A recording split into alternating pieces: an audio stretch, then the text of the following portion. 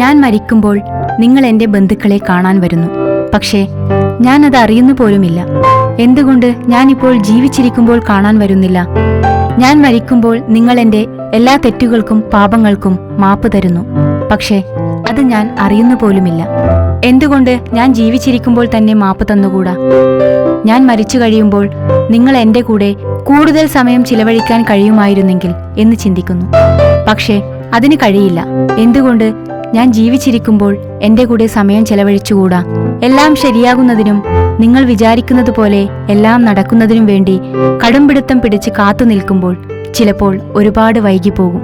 അതുകൊണ്ട് ജീവിച്ചിരിക്കുമ്പോൾ സ്നേഹപൂർവ്വം മറ്റുള്ളവരെ മനസ്സിലാക്കി മുൻവിധികൾ ഇല്ലാതെ തിരിച്ചൊന്നും പ്രതീക്ഷിക്കാതെ സ്നേഹം നൽകി ജീവിക്കുക.